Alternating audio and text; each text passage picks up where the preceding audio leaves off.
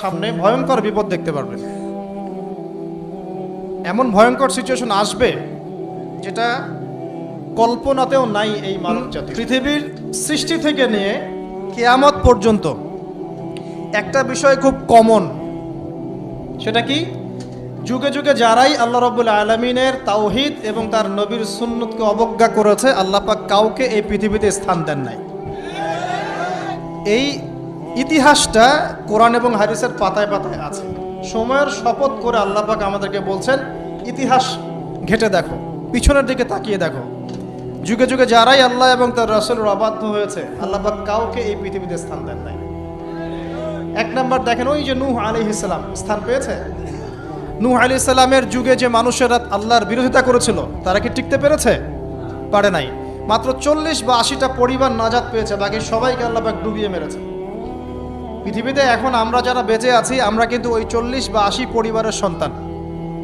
আমাদের পিতামাতা কিন্তু ওইদিকে, যারা ওই সময়ে মহাপ্লাবন থেকে উদ্ধার পেয়েছে, নাজাত পেয়েছে, আমরা কিন্তু তাদেরই সন্তান। আর বাকি কাউকে আল্লাহ পাক পৃথিবীতে রাখেন নাই। আল্লাহর কিচ্ছু যায় আসে না। একটা হাদিসে আছে, পৃথিবীর দাম আল্লাহর কাছে একটা মাছির পাখার সমানও না। এই যে ফয়জুল কালাম বইটা আছে, পড়ে দেখবেন। এই বইটা বাসায় রাখতে পারেন, অনেক চমৎকার একটা বই। এখানে অনেক হাদিস আছে যেটা আপনাদের জন্য খুব ইজি হবে, স্পেশালি যারা জেনারেল লাইনে পড়াশোনা করছেন। মাছির একটা পাখার পরিমাণ দাম যদি আল্লাহর কাছে থাকতো এই পৃথিবীর, তাহলে আল্লাহ পাক এই পৃথিবীতে কোনো কাফের মুশরিককে পানি পান করতে দিতেন না, এক ঢোক পানিও দিতেন না। মানে এই মহাবিশ্বের যত গ্রহ নক্ষত্র আছে, এগুলোর সামনে পৃথিবীর দামটা অনেকটা এমন। একটা উদাহরণ দিচ্ছি, সমুদ্রে গিয়েছেন কখনো? সি বিচে গিয়েছেন? কক্সবাজারে ওইদিকে গিয়েছেন কখনো? আচ্ছা, নদী তো গিয়েছেন, এই তিস্তার চরে গিয়েছেন না? মনে করেন তিস্তার চরে বিশাল চর, এই চরের মধ্যে একটা বালুর কি পরিমাণ মূল্য আছে? বালুর একটা কণার কি পরিমাণ দাম থাকতে পারে? এই পুরো মহাবিশ্বে পৃথিবীর অবস্থানটা এতটুকুই, বরং তার চেয়েও কম। পুরো মহাবিশ্বে পৃথিবীর অবস্থান এর চাইতেও কম, যতটুকু একটা বিশাল চরের মধ্যে একটা বালুর মূল্য। পুরো বিশাল সমুদ্র সৈকত, এই সমুদ্র সৈকতে একটা বালুর কোনো দাম আছে? একটা বালুর কণার? ওটা থাকলেই কি না থাকলেই কি? পৃথিবীর অবস্থানটা ঠিক এমন মহাবিশ্বে। ওই পৃথিবীতেই আমরা এখন বসবাস করছি, আর আমরা মনে করছি যে আমরা পৃথিবীতে চিরস্থায়ী হব। এই দুনিয়াটা আমাদের, এখানে যা ইচ্ছা আমরা তাই করব। এখানে পলিটিক্স করলে যা ইচ্ছা তাই করব। এখানকার অর্থনৈতিক দায়িত্ব পাইলে যা ইচ্ছা তাই করব। এখানকার সামাজিক নেতৃত্ব পাইলে যা ইচ্ছা তাই করব। হ্যাঁ, এখানকার ধর্মীয় নেতৃত্ব পাইলে যা ইচ্ছা তাই করব। আমাদের ভাবটা এখন এমন। অথচ পৃথিবীর মূল্য আল্লাহর কাছে একটা বালুর পরিমাণও না, একটা মাছির পাখার পরিমাণও না। তো আলী রাদিয়াল্লাহু আনহু একটা কথা বলতেন যে পৃথিবীতে মানুষ এমনভাবে বিচরণ করে যে মানুষ মনে করে যে পৃথিবীতে সে ছাড়া আর কিছুই নাই। আর পৃথিবী থেকে মানুষ এমনভাবে চলে যায় যে মনে হয় পৃথিবীতে সে কখনো ছিলই না। এটা আলী ইবনে আবি তালেব রাদিয়াল্লাহু আনহুর কথা। কত গভীর কথা, চিন্তা করছেন? পৃথিবীতে যখন মানুষ বসবাস করে, তখন মানুষের কাছে মনে হয় যে দুনিয়াটা আমাদেরই, দুনিয়াতে আমরা ছাড়া কিচ্ছু নাই, সব কিছু আমাদের, এই দুনিয়ার মালিক আমরাই। মুখে হয়তো বলে যে আল্লাহ বলে একজন আছে, কাজে কিন্তু আসলে মানে না। কাজে কিন্তু আসলে মানুষ এটা স্বীকার করে না। কার্যত স্বীকার করলে কি মানুষ আল্লাহর হালালকে হারাম করতে পারতো? আল্লাহর হারামকে হালাল করতে পারতো? একজনকে দেখলাম বলছে যে মেয়েদের ড্রেস কতটুকু লম্বা হবে, কতটুকু খাটো হবে, ঢিলাঢালা হবে কিনা, শালীন হবে কিনা, এইসব নিয়ে কথাবার্তা বলার সময় নাই এখন। এখন যুগটা এগিয়ে যাওয়ার। তো যুগটা কি নগ্ন হয়ে এগিয়ে যাব? এই যুগে কি নগ্ন হয়ে গিয়ে যাব? তো এই যে আল্লাহ পাকের বিধানের 5 পয়সা পরোয়া নাই। আল্লাহ পাক যেখানে বলছেন সূরা আহজাবে যে মেয়েদেরকে বলো হে নবী, তারা যখন বাড়ির থেকে বের হবে, তারা যেন জিলবাব দিয়ে তাদের কাপড়টা, দেহটাকে ঢেকে নেয়। তো আল্লাহ পাকের এই আদেশের কি দাম আছে ওর কাছে? 5 পয়সা দাম আছে? আল্লাহ পাক বলছেন সুদ খেও না, যদি সুদ খাও তাহলে আল্লাহ এবং তার রাসূলের সাথে যুদ্ধের ঘোষণা শুনে রাখো। কোনো দাম আছে আল্লাহর কথার? সুদ না খেলে এই যুগে চলে? চুরি করো না, ডাকাতি করো না, জেনা করো না, আল্লাহ পাক বলছেন। দেধারসে এগুলো আমরা করছি এবং এগুলোকে স্বাভাবিকভাবে মেনে নিয়েছি, যেটা হয়। প্রত্যেক দিন খবরের কাগজ খুলবেন, দেখবেন ধর্ষণের খবর পাওয়া যাচ্ছে, পরকীয়ার খবর পাওয়া যাচ্ছে। গতকালকে একটা নিউজ দেখেছি যে মায়ের পরকীয়া দেখে ফেলায় মেয়েকে মা হত্যা করেছে। মায়ের পরকীয়া দেখে ফেলায় মেয়েকে মা শ্বাসরোধ করে হত্যা করেছে। আর কয়দিন আগে দেখলেন তো যে মাকে ছেলে আবার গুলি করে হত্যা করে। বলেন কোন পৃথিবীতে বসবাস করছেন? বলে আশ্রয় দিয়ে আমি আপনাকে কি বুঝাবো? সময়ের কসম, এটার ব্যাখ্যা আমি কি করব আর আপনাকে কি বুঝাবো? এই হচ্ছে বর্তমান প্রেক্ষাপট। তো দেখুন, আল্লাহ পাক সময়ের কসম করে বলছেন, যুগের পর যুগ তাকিয়ে দেখেন, যারাই আল্লাহ এবং তার রাসূলের বিধানের পরোয়া করে নাই, আল্লাহ পাক কাউকে এই পৃথিবীতে টিকতে দেননি। শুধু একটা সময় দিয়েছেন, কাউকে 100 বছর, কাউকে 1000 বছর, কাউকে 500 বছর, কাউকে 700 বছর। একদিন না একদিন আল্লাহ পাক এদেরকে ধ্বংস করে দিয়েছে। নূহ আলাইহিস সালামের পরে আসেন আদ জাতি। আদ জাতির লোকেরা অনেক লম্বা ছিল, ওই যে ওই গাছের চেয়েও লম্বা হবে। ওই যে গাছটা দেখছেন, ইউক্যালিপ্টার গাছ নাকি জানি, না ওই যে পিছনে, তো হ্যাঁ, ওই গাছের চাইতেও লম্বা। আসলে আমি বুঝাতে পারবো না। তাল গাছগুলো দেখেছেন, তাল গাছ, নারকেল গাছ, এর চাইতেও বড় বড় ছিল ওরা ফিজিক্যালি। বিশ্বাস হয় না? এমনও মানুষ ছিল পৃথিবীতে, আমরা তো এখন ছোট, লম্বা চওড়া মানুষ ছিল পৃথিবীতে, এবং তারা ছিল আদ এবং সামুদ জাতি। তার একটা কথা বলতো যে মান আশাদ্দু মিন্না কুওয়া, আমাদের চেয়ে শক্তিশালী আর কে আছে? আওয়ালাম ইয়ালামুন আন্নাল্লাহা হুয়া আশাদ্দু মিনহুম কুওয়া, আল্লাহ পাক বলেছেন কোরআনে যে তারা কি জানে না যে আল্লাহ তাদেরকে সৃষ্টি করেছেন তিনি তার চেয়ে বেশি শক্তিশালী। তো এরা বলতো যে আমাদের চেয়ে শক্তিশালী কে আছে? পাহাড় কেটে কেটে বাড়ি নির্মাণ করত, সৌধ নির্মাণ করত, যখন কাউকে মারতো ওয়াইদা বাতাসতুম জাব্বারিন, কাউকে পিটাইলে খুব পিটাইতো, মানে খুব উদ্ধত অহংকারী ছিল। হুদ আলাইহিস সালাম এবং সালেহ আলাইহিস সালাম তাদের নবী ছিলেন। আল্লাহ পাক নির্দিষ্ট সময় দিয়েছেন, একদিন ধ্বংস করে দিয়েছেন। বিশাল দেহের এই মানুষগুলোকে আল্লাহ পাক ধ্বংস করেছেন ঝড় দিয়ে, বাতাস দিয়ে। বাতাসে এমনভাবে উপড়ে দিয়েছেন যেন খেজুর গাছের ডাল উপরে পড়ে গেলে যেমনভাবে পড়ে থাকে, এরা সেভাবেই পৃথিবীতে পড়েছিল। শেষ, সমস্ত দম্ভ অহংকার সব শেষ, চূর্ণ বিচূর্ণ। সামুদ জাতির একই অবস্থা, আকাশ থেকে বজ্রপাত, এই যে বিজলি যেটা বলি আমরা, প্রচণ্ড বজ্রনিনাদ শব্দে একদিনে শেষ। কওমে লূত পরস্পর ছেলে ছেলে জেনা করতো, নাউজুবিল্লাহ, যেটা এখনকার ফ্যাশন হয়ে গেছে আর কি। হ্যাঁ, আজকে দেখলাম একটা নিউজ, যে আমি আসলে নিউজ দেখতে খুব পছন্দ করি, যে একটা স্কুলের টিচার, সে নিজেও সমকামী, সে শিক্ষার্থীদেরকে পড়াচ্ছে, সে নিজেও সমকামী। তাকে সরিয়ে দেওয়ার জন্য শিক্ষার্থীরা আন্দোলন করছে।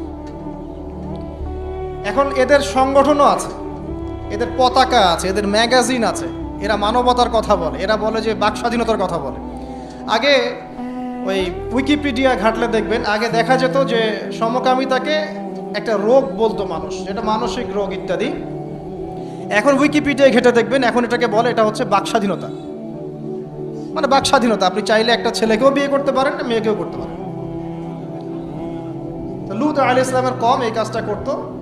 এমনই অসভ্য কওম ছিল যে দুইজন ফেরেশতাকে আল্লাহ পাক দুইজন মানে তরুণ যুবকের রূপে পাঠিয়েছেন। দুজন ফেরেশতার নাম, একজন জিবরাইল আলাইহিস সালাম, একজনের নাম মিকাইল আলাইহিস সালাম।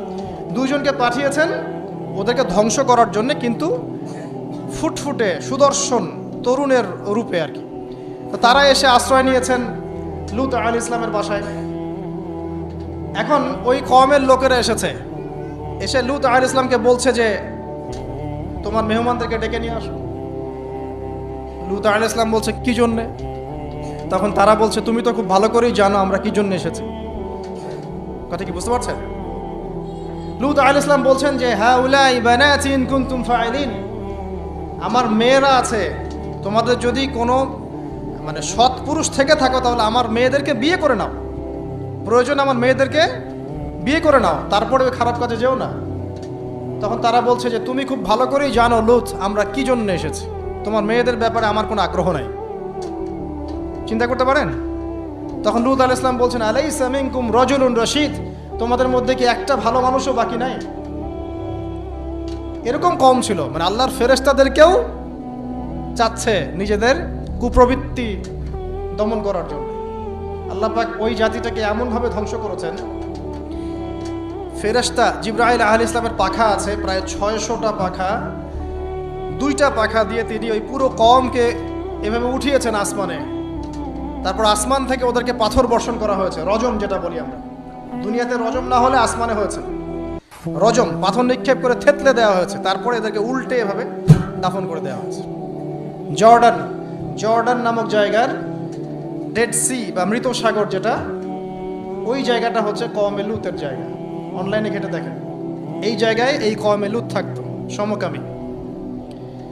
এখন এটা মুহাম্মদ সাল্লাল্লাহু আলাইহি ওয়াসাল্লাম নিজেও বলছেন যে আমি আমার উম্মতের উপরে যে কয়টা বিষয় বেশি ভয় করি তার মধ্যে একটা হচ্ছে গোপন শিরক, একটা হচ্ছে লোক দেখানো আমল, একটা হচ্ছে এই উম্মতের এক শ্রেণীর আলেম তারা সমাজে ফিতনা সৃষ্টি করে বেড়াবে এবং আসমানের নিচে এরা সবচেয়ে নিকৃষ্ট শ্রেণীর মানুষ হবে। আমি ভয় করি আমার উম্মত মূর্তি পূজারী হয়ে যাবে এবং আমি ভয় করি আমার উম্মতের মধ্যে সমকামিতা ছড়িয়ে পড়বে। ছড়িয়ে পড়ছে না এখন? পড়ছে। খুব সতর্ক সাবধান থাকবে। এটা ছড়িয়ে পড়ার মূল কারণ কি? খুব কমন প্রশ্ন, আসলে কারণের দিকে আসেন, কারণটা ফাইন্ড আউট করি। জেনা যে ছড়িয়ে পড়ছে আর পরকীয়া যে ছড়িয়ে পড়ছে, সমকামিতা ছড়িয়ে পড়ছে, এর কারণটা কি? কি কারণ? আজকে থেকে 50 বছর আগে তো এমন ছিল না। লাস্ট 50 বছরে কি হচ্ছে, মানে এটা ছড়িয়ে পড়ছে কারণটা কি? 1 নম্বর কারণ হচ্ছে ফ্রি মিক্সিং, মানে ছেলে মেয়ের অবাধ বিচরণ। এটা 1 নম্বর কারণ। আগে যত বেশি পর্দা রেস্ট্রিক্টেড ছিল তত বেশি এখান থেকে মানুষ সেফ ছিল। 2 নম্বর কারণ হচ্ছে যে যৌন শিক্ষার নামে আমরা মানুষকে নগ্নতা শেখাচ্ছি।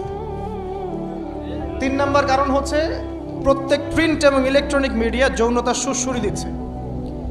আর তার চেয়ে বড় 4 নম্বর কারণ হচ্ছে পর্নোগ্রাফি। এটা সবার মোবাইলে এখন ফ্রি অ্যাক্সেস। যে কেউ ইচ্ছা, আলেম হোক আর জালেম হোক আর যেই হোক না কেন, সবাই বাসায় গিয়ে চুপচুপ করে পর্নোগ্রাফি দেখতে পারে। এবং যখন এটাতে মানুষ আসক্ত হয়ে যায় তখন ভিতর থেকে সে পশু হয়ে যায়। নিজের মেয়ের সাথে জেনা করতেও তার বুক কাঁপবে না। আপনি কি জানেন এখন অনেক পিতা বেরিয়েছে যারা নিজের মেয়ের সাথে জেনা করছে? খবর দেখেছেন? এটা কিভাবে সম্ভব? পর্নোগ্রাফির মধ্য দিয়ে সম্ভব। পর্নোগ্রাফি দেখতে দেখতে দেখতে দেখতে এগুলোকে মানুষের কাছে কমন মনে হচ্ছে, স্বাভাবিক। তখন কোনো মেয়ের দিকে আর সম্মানের চোখে মানুষ তাকাতে পারছে না। একটা মেয়ের দিকে সম্মানের দৃষ্টিতে মানুষ আর তাকাতে পারছে না। আর মেয়েরাও যে খুব ভালো তা না। ম্যাক্সিমাম মেয়ে দেখা যায় বেপর্দায় চলে।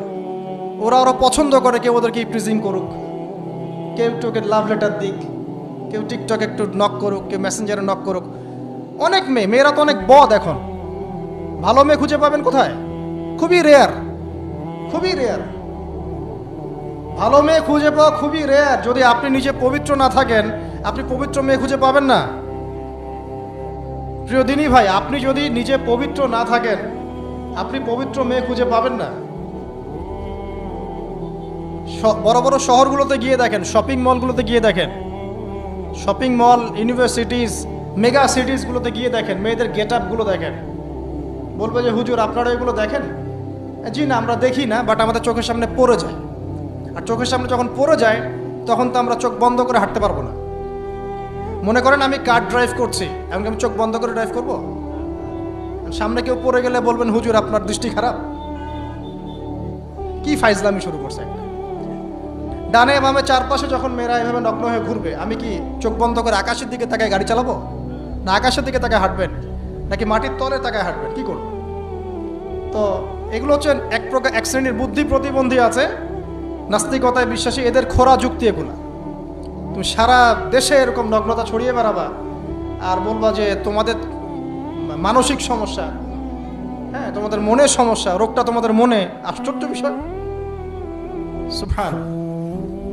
তো যেটা বলছিলাম ভাই, এগুলোর কারণটার দিকে আসেন। মূল কারণটা কিন্তু এইগুলা, ফ্রি মিক্সিং।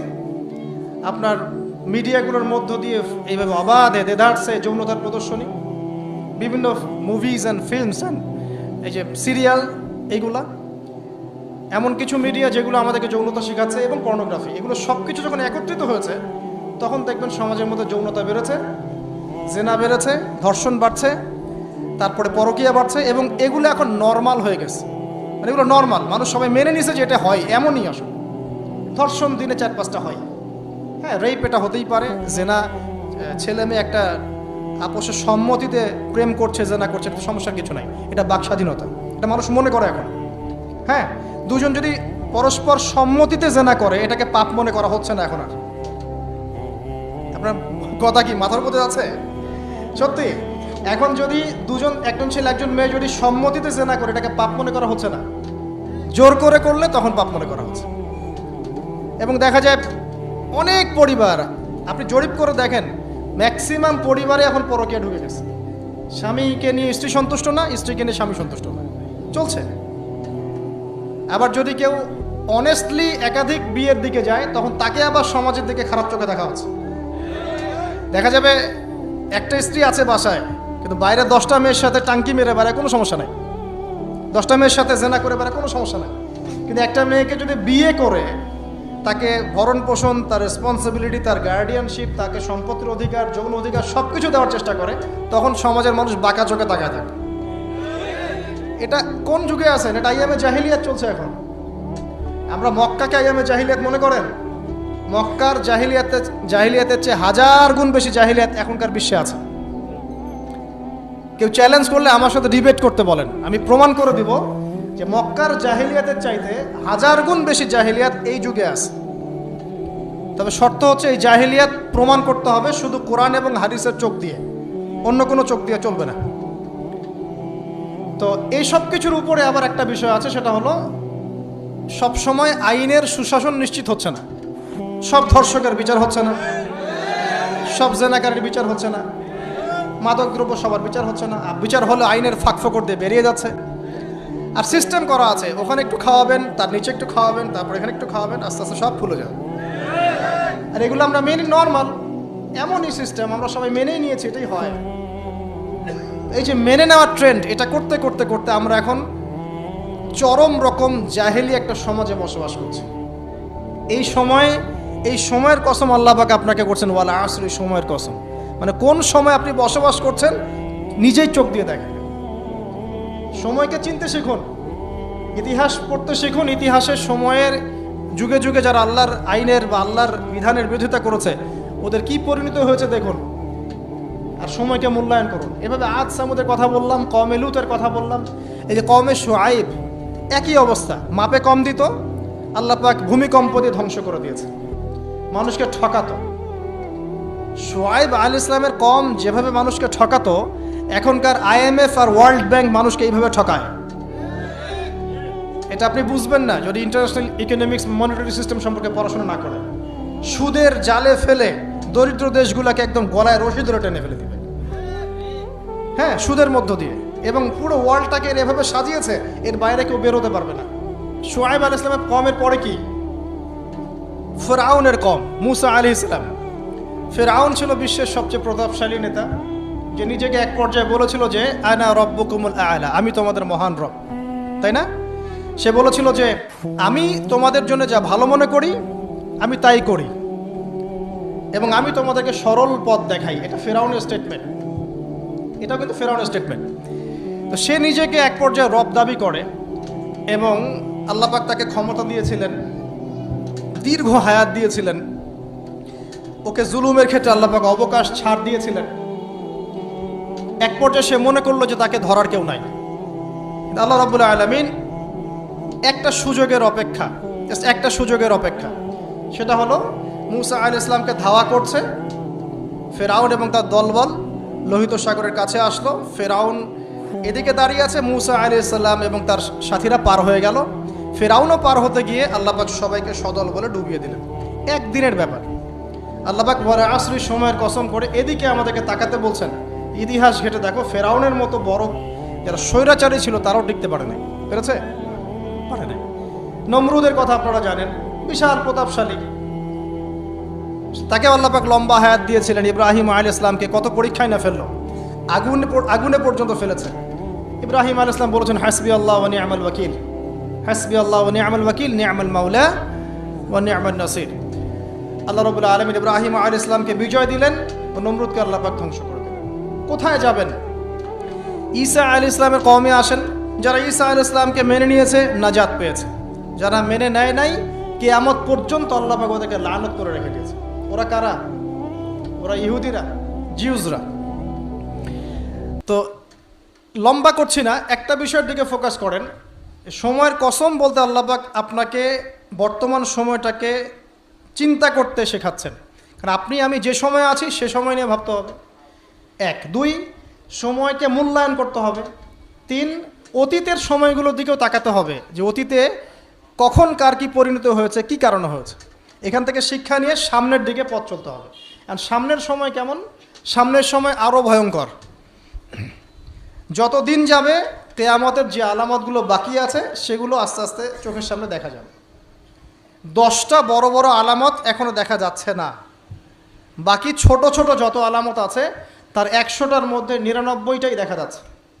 সামনের সময় কেমন বলছিলাম, যে 10টা বড় বড় সাইন দেখা যাচ্ছে না, বাকি 100টার মধ্যে 99টাই দেখা যায়। কি কি দেখা যাচ্ছে কয়েকটা বলি। উঁচু উঁচু বিল্ডিং দেখা যায়, উঁচু উঁচু বিল্ডিংয়ের প্রতিযোগিতা দেখা যায়। সমাজের নিম্ন শ্রেণীর মানুষ, রাখাল শ্রেণীর মানুষ উঁচু উঁচু অট্টালিকা নির্মাণের প্রতিযোগিতা করছে দেখা যায়। সমাজের ম্যাক্সিমাম মানুষ এখন সুদ খাচ্ছে দেখা যাচ্ছে। ছেলেরা মেয়েদের পোশাক পরছে, মেয়েরা ছেলেদের পোশাক পরছে দেখা যায়। আচ্ছা, সমাজে মেয়েদের সংখ্যা বাড়ছে, ছেলেদের সংখ্যা কমছে দেখা যাচ্ছে। বেশি থেকে বেশি আল্লাহ পাকের গজব আসছে, আসমানি গজব, জমিনের বালা, বন্যা বলেন, ভূমিধস বলেন, ভূমিকম্প বলেন, জলোচ্ছ্বাস বলেন, দিন দিন বাড়ছে না কমছে? বাড়ছে। মুসলিমদের উপর অমুসলিমদের অত্যাচার বাড়ছে না কমছে? মুসলিম উম্মার বিভক্তি বাড়ছে না কমছে? বাড়ছে। মানুষ আলেম, বড় বড় ওলামায়ে কেরাম যারা আছে তাদের ইন্তেকাল বেশি হচ্ছে না কম হচ্ছে? ওলামায়ে কেরাম যারা বড় বড় আলেম ওলামা তারা আস্তে আস্তে চলে যাচ্ছেন না? মানুষ অনেক জাহেলকে আলেম মনে করছে না? হ্যাঁ, এমনও কিছু মানুষ মুসলিম সমাজে দিন প্রচার করছে যাদের ফ্রেঞ্চ কাট দাড়ি, দেখেন নাই? এমন অনেক মানুষ দিন প্রচার করছে ইসলামে, দাড়ি ফ্রেঞ্চ কাট, মাশাআল্লাহ। এবং সে বলছে যে মানে এটা যে সুন্নাহ, এটা কোরআনে কোথায় আছে? সম্বাদারির কথা কোরআনে কোথায় আছে? দাড়ি টুপি পাগড়ির মধ্যে ইসলামকে সীমাবদ্ধ করে ফেলেছেন। এই জন্যে প্রতিবাদ স্বরূপ সে নিজে আর লম্বা দাড়ি রাখবে না। কি বুঝলেন?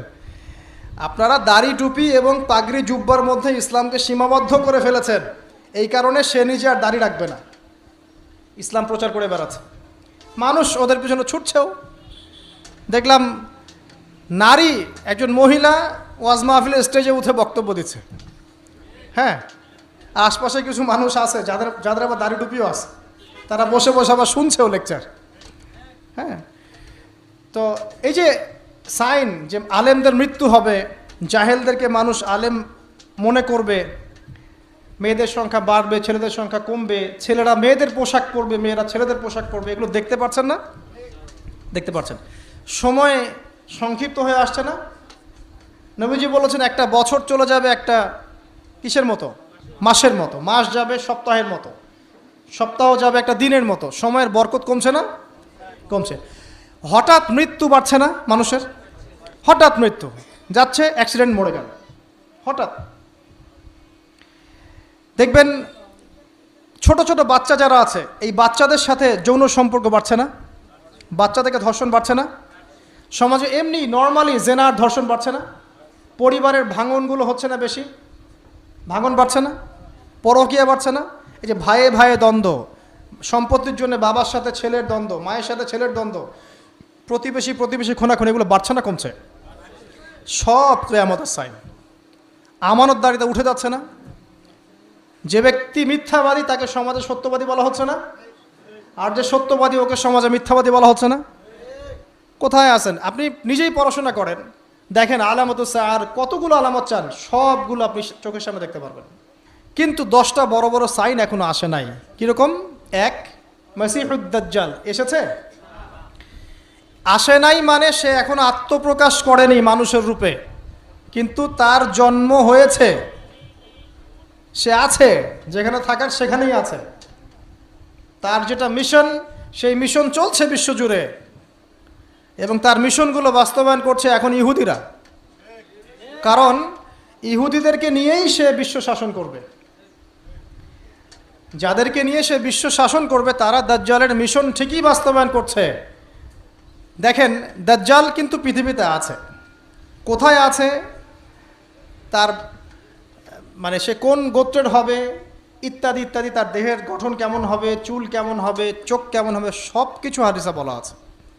মাসিহুদ দাজ্জাল নিয়ে আমি আলাদা একটা খুতবা বা লেকচার ইনশাল্লাহ দিব। কিছু মানুষ আছে দেখলাম দাজ্জাল কোথা থেকে বের হবে এই নিয়ে খুব আলোচনা। আমি বলেছি অনেক দিন আগের একটা লেকচারে যে দাজ্জাল জেরুজালেম থেকে বিশ্ব শাসন করবে। 5 বছর আগেও এই কথা বলেছি, ইনশাল্লাহ জীবনের শেষ পর্যন্ত এই কথা বলবো। দাজ্জাল জেরুজালেম থেকে সারা বিশ্ব শাসন করবে। এখন সে খুব লেখা লিখছে না, এখানে খোরাসানের কথা এসেছে, এখানে ইস্পাহানের কথা এসেছে, ইত্যাদি ইত্যাদি। তো পণ্ডিত মশাইকে একটা কথা বলতে চাই, দাজ্জাল কোথা থেকে বের হবেন এই কথাটা আমি বেশি জানি, আপনি বেশি জানেন, না নবী মুহাম্মদ সাল্লাল্লাহু আলাইহি ওয়াসাল্লাম বেশি জানেন? বলেন, কে বেশি জানেন? আচ্ছা, দাজ্জাল মক্কা মদিনায় ঢুকতে পারবে? পারবে না। আচ্ছা, দাজ্জাল মক্কা মদিনায় ঢুকতে পারবে না। দাজ্জাল কোত্থেকে বের হবেন সেটা আমাদের নবীজি সবচেয়ে বেশি ভালো জানেন, এই তো। তারপরেও নবী সাল্লাল্লাহু আলাইহি ওয়াসাল্লাম ইবনে সাইয়্যিদ নামক একজন ব্যক্তিকে মদিনায় মসিহুদ দাজ্জাল মনে করতেন, এবং অনেক সাহাবী তাকে মসিহুদ দাজ্জাল মনে করতেন। সহিহ মুসলিমে অনেকগুলো হাদিস আছে, পড়ে দেখেন যে নবী সাল্লাল্লাহু আলাইহি ওয়াসাল্লাম ইবনে সাইয়্যিদকে ইনভেস্টিগেট করছেন আড়াল থেকে। ইবনে সাইয়্যিদকে ডেকে বলছেন যে তুমি কি দেখো? সে বলছে যে আমি তো সিংহাসন দেখি। তো নবীজি বলছেন তোমার সিংহাসন কোথায়? সে বলছে সিংহাসন সমুদ্রের উপরে। তখন নবীজি বলছেন তুমি তো শয়তানকে দেখেছ, তুমি শয়তানকে দেখেছ। এরপরে নবীজি বলছেন তুমি কি বিশ্বাস করো যে আমি মুহাম্মদ শেষ নবী? ইবনে সাইয়্যিদ বলছে আপনি কি বিশ্বাস করেন যে আমি নবী? কথা বুঝতে পারছেন? কথা বুঝতে পারছেন না? নবীজি মনের মধ্যে একটা শব্দ গোপন করলেন। শব্দটা ছিল দুখান। কি নাম? সূরা দুখান আছে না? দুখান। দুখান শব্দটা মনের মধ্যে গোপন করে ইবনে সাইয়্যিদকে বলছেন যে বলো দেখি আমি মনের মধ্যে কি শব্দ গোপন করে রেখেছি। তখন ইবনে সাইয়্যিদ কি বলল জানেন? বলল দুখ। দুখ রহস্যময় ক্যারেক্টার না একটা? ওমর রাদিয়াল্লাহু আনহু বলছেন যে ইয়া রাসূলুল্লাহ আপনি আমাকে অনুমতি দেন, এর গর্দানটা আমি উড়াই দিই। তখন নবী সাল্লাল্লাহু আলাইহি ওয়াসাল্লাম বলছেন যে না, যদি সে, শোনেন স্টেটমেন্টটা শোনেন, যদি ইবনে সাইয়্যিদ সত্যি দাজ্জাল হয়ে থাকে তাহলে তুমি তাকে হত্যা করতে পারবে না, কারণ তার হত্যা লেখা আছে ঈসা আলাইহিস সালামের হাতে। ঠিক আছে? আর যদি সে দাজ্জাল না হয়ে থাকে তাহলে নিরপরাধ ব্যক্তিকে হত্যা করার মধ্যে কোনো সার্থকতা নাই। এই যে যদি সে দাজ্জাল হয়ে থাকে, এই চান্সটা নবী সাল্লাল্লাহু আলাইহি ওয়াসাল্লাম কেন নেবেন? অথচ ঘটনাটা মদিনার, যে মদিনায় দাজ্জাল ঢুকতে পারবে না। ব্যাপারটা কি রহস্যময় নয়? এত সহজেই দাজ্জালের কনসেপ্ট নিয়ে এত আলোচনা করা যায় না। 2-4টা হাদিসকে মিলালেই সব কিছুর কনক্লুশন আসে না। দাজ্জালের খুরুজ একটা জিনিস, ওর জন্ম নিয়ে আর একটা জিনিস। সে পৃথিবীতে আছে, সৃষ্টির শুরু থেকেই আছে। স্বয়ং নূহ আলাইহিস সালাম যখন নবী ছিলেন তখন নূহ আলাইহিস সালামও তার কওমকে দাজ্জাল সম্পর্কে সতর্ক করেছেন। তো নূহ আলাইহিস সালামের যুগে সে কোথায় ছিল? এটা কি চিন্তার বিষয় নয়? আবার তামিম দাড়ি দেখে আসছেন দ্বীপের মধ্যে তাকে বাধা অবস্থায়। হাদিস আছে না? আছে। এখন একটা হাদিসের মধ্যে যে আছে যে দাজ্জাল ইরাক এবং শাম এর মাঝামাঝি একটা রাস্তা থেকে বের হয়ে আসবে, এটা একটা হাদিস। আরেকটাতে আছে ইস্পাহান থেকে বের হয়ে আসবে। ইস্পাহান কিন্তু এখন ইরানের মধ্যে, ঠিক আছে? আরেকটা হাদিসে আছে খোরাসান থেকে বের হয়ে আসবে। আপনি কিভাবে মেলাবেন? আবার নবীজি এখানে মদিনার মধ্যে ইবনে সাইয়্যিদকে বলছেন যে ওমর সে যদি দাজ্জাল হয়ে থাকে তুমি তাকে মারতে পারবে না। ব্যাপারটা কি রহস্যজনক না?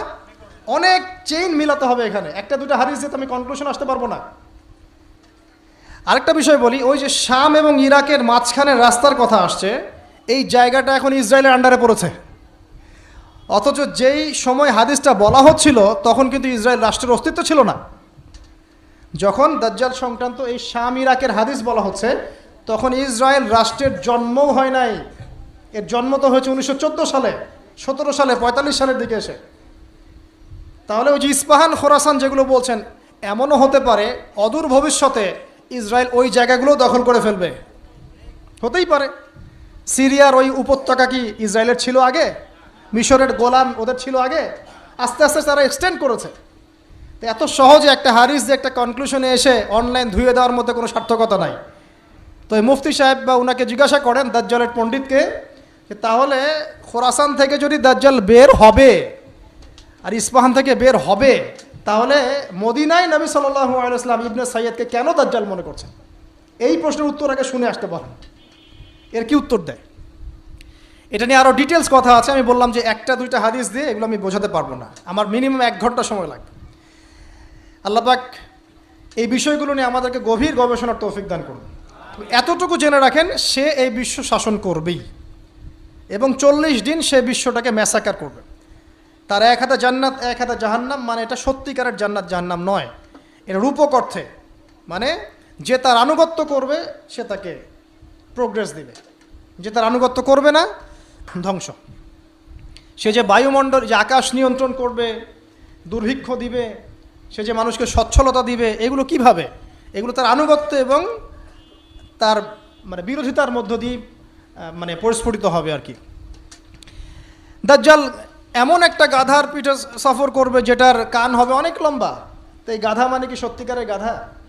তাহলে গাধা কি আকাশে উড়বে? আর কিছু প্রোটেস্ট্যান্ট মার্কা মুসলিম আছে, এরা মনে করে না গাধা মানে সত্যিই গাধা। এমন গাধা আসবে যে গাধা চড়ে আকাশে সফর করা যাবে। আসলে কি এখানে গাধা কি গাধাই বোঝানো হয়েছে? দাজ্জালের হাতে রুটির পাহাড় থাকবে। কিছু মানুষ মনে করে রুটির পাহাড় মানে আসলেই রুটির পাহাড়। আসলে কি রুটির পাহাড় মানে খাবারের নিয়ন্ত্রণ? এগুলো বোঝার জন্য কি আপনার পিএইচডি করার দরকার আছে? তো অনেক ডেপথ এই সাবজেক্টটা, এটাকে আপনাকে খুব গভীরভাবে পড়তে হবে। চলুন, এই সাইনটা এখন দেখা যাচ্ছে না, সে এখনও আত্মপ্রকাশ করে নাই, অচিরেই করবে। তবে এতটুকু জেনে রাখেন, সে আত্মপ্রকাশ করলে জিউসদেরকে নিয়ে সারা বিশ্ব সে শাসন ঠিকই করবে। তবে আল্লাহ পাক তাকে এবং পুরো জিউসদেরকে ওই জেরুজালেমে ধ্বংস করবেন কিভাবে? ঠিক যেভাবে আল্লাহ পাক ফেরাউন এবং তার দলবলকে ধ্বংস করেছেন লোহিত সাগরে। একই সুন্নাহ, সেম সুন্নাহ আল্লাহ পাক অ্যাপ্লাই করবেন। আল্লাহ পাক সবর করেছেন, ধৈর্য ধরেছেন, সবগুলাকে এক জায়গায় এনেছেন লোহিত সাগরে, তারপর একদিনের মধ্যে ফেরাউন আর তার দলবলকে ডুবিয়ে দেন। একই সুন্নাহ আল্লাহ পাক সবাইকে জেরুজালেমে একত্রিত করছেন, এক জায়গায় একত্রিত করছেন।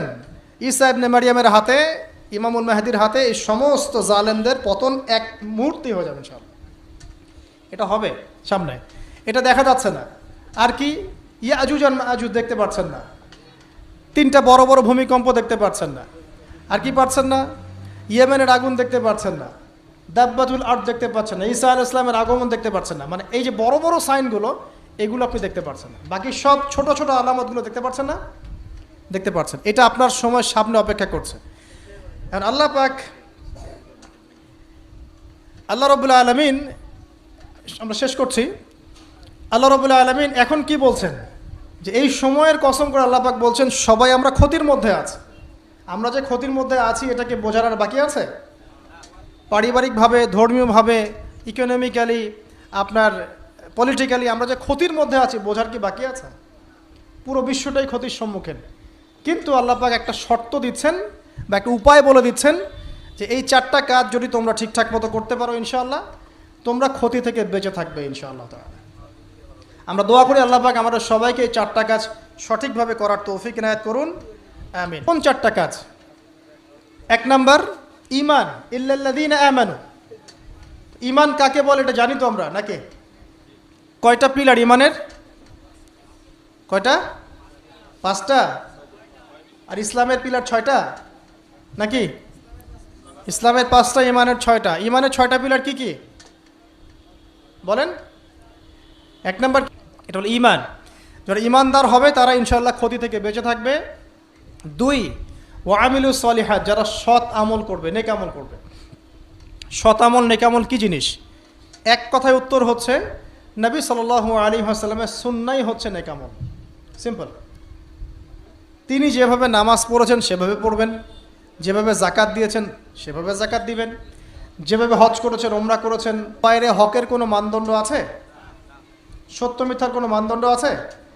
কোনো কিছু যদি কোরআন সুন্নাহর সাথে মিলে যায় সেটাকে গ্রহণ করতে কোনো আপত্তি আছে না, কিন্তু কোনো কিছু যদি কোরআন সুন্নাহর সাথে না মিলে বিপরীত হয় তাহলে কি সেটা মানবেন? মানবেন না। এই হলো হকের মানদণ্ড। ওয়াকুলিল হাক্কু মির রব্বিকুম, হক তোমার রবের পক্ষ থেকে আসে। তো কোরআন এবং সুন্নাহর সাথে যা মিলে যাবে সেটা মেনে নিতে আমাদের কোনো আপত্তি নাই, কারণ কোরআন এবং সুন্নাহই হচ্ছে হকের একমাত্র মানদণ্ড। সত্য মিথ্যা, ন্যায় অন্যায়, হক বাতিলের চূড়ান্ত মানদণ্ড কি? কোরআন এবং সুন্নাহ। এটাই হলো হক। এর দাওয়াত যারা প্রদান করে, এই দাওয়াতটা আপনি একটা ফাউন্ডেশনের থ্রু দিয়েও করতে পারেন, একটা রাষ্ট্রের মাধ্যমে করতে পারেন, একটা শিক্ষা প্রতিষ্ঠানের মাধ্যমে করতে পারেন, একটা সামাজিক সংগঠনের মাধ্যমে করতে পারেন। যেভাবেই হোক আপনি হকের দাওয়াতটা মানুষের কাছে প্রচার করবেন। এটা হচ্ছে ওয়াতাওয়াসাউ বিল হক, পরস্পরকে সত্যের উপদেশ দেওয়া। আরেকটা কি? ওয়াতাওয়াসাউ বিস সবর, পরস্পরকে ধৈর্যের উপদেশ দেওয়া। মানে হকের সাথে ধৈর্যের সম্পর্ক, দাওয়াতের সাথে ধৈর্যের সম্পর্ক। কারণ ইসলামের বিজয় রাতারাতি হয় না, সবর করতে হয়। একদিনেই ইসলামের বিজয় হয় না, এক রাতে হয় না, সবর করতে হয়, লেগে থাকতে হয়, কন্টিনিউয়াসলি কাজ করতে হয়। আস্তে আস্তে সুপরিকল্পিতভাবে একটা নির্দিষ্ট লক্ষ্যকে সামনে রেখে আগালে পরে ইনশাআল্লাহ আজ্জা ওয়াজাল দেখবেন ইসলামের বিজয় একদিন না একদিন হবেই ইনশাআল্লাহ। আর এটা যে হবেই এই বিষয়ে কোনো সন্দেহ নাই। আজ হোক আর কাল হোক, ইসলাম এই পৃথিবীতে চিরস্থায়ী হবে। সর্বশেষ যে বিষয়টা কিয়ামতের আগে ঘটবে সেটা হলো ঈসা ইবনে মারিয়ামের হাতে পুরো বিশ্বব্যাপী দ্বীনের খেলাফা। এটা ঈসা আলাইহিস সালামের হাতে আল্লাহ পাক করাবেন ইনশাআল্লাহ তাআলা। এবং বিশ্বের বিভিন্ন জায়গায় মুসলিমদের মধ্যে এই যে হকের যে ব্যাপারটা বললাম কোরআন এবং সুন্নাহ, এর এস্টাবলিশমেন্ট হবে ইনশাআল্লাহ আজ্জা ওয়াজাল। এটা চিরায়ত হয়ে গেছে, লিখিত হয়ে গেছে। কোথায়, কবে, কার মাধ্যমে, কিভাবে হবে এটা আল্লাহ পাক জানেন, আমরা কেউ জানি না। কিন্তু এতটুকু জানি যে ইসলাম ছিল, ইসলাম আছে, ইসলাম থাকবে, এবং ইসলাম সর্বশেষ রিলিজন যেটা সারা বিশ্বকে ডিল করবে, সারা বিশ্বের বিষয়গুলোকে নিয়ন্ত্রণ করবে ইনশাআল্লাহ।